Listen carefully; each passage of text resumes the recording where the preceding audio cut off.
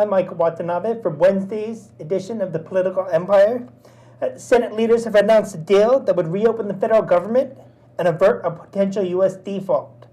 The deal under discussion would reopen the government through January 15th and allow the U.S. Treasury to continue borrowing through February 7th.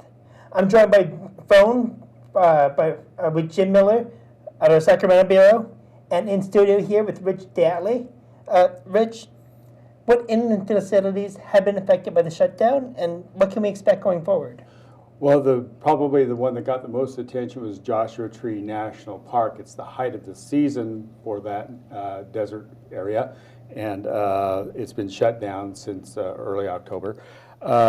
We expect that if everything passes, that it and facilities within the San Bernardino National Forest will reopen, but it wouldn't be wise to assume immediately. You probably would want to check on their websites before you go.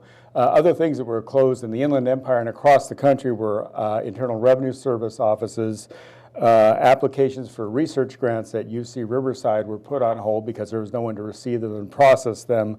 And the federal E-Verify program was suspended. We expect all those things to resume once again, not immediately. Two or three things. Veterans Administration office, medical facilities continued operating, as did the Postal Service, and Riverside Federal Courthouse remained open. The National Federal Courts had announced that they had enough to go through October 18th, so that took it right up to the edge.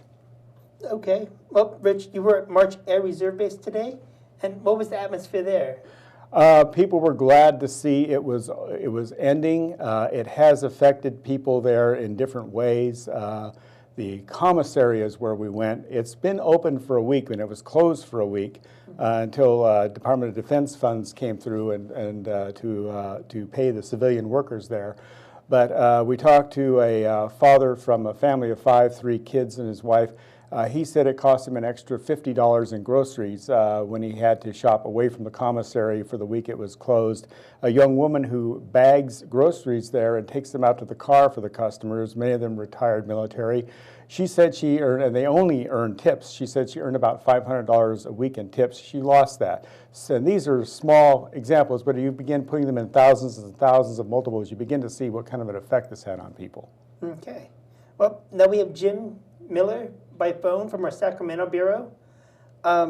Jim, what's next in the Capitol? Yeah, well, hey, Mike.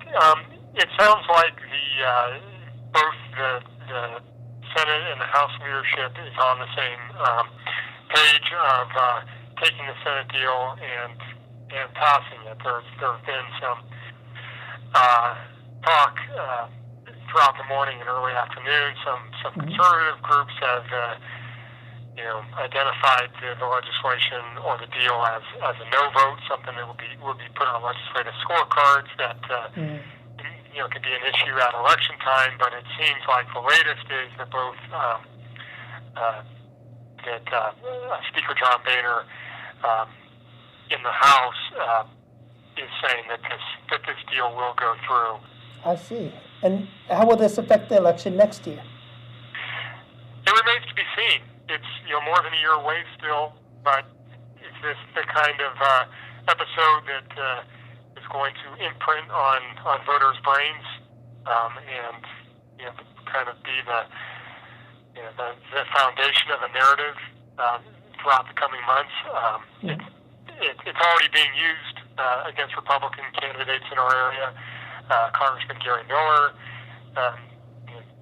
both his Democratic rivals, and then also some Democrat-aligned interest groups have used the shutdown against him and accused him of sacrificing people who rely on government services and government employees.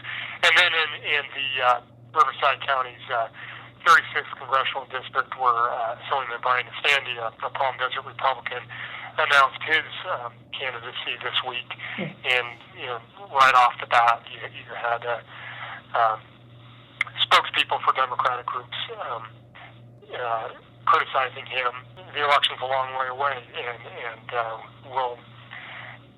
it remains to be seen how voter attitudes play out.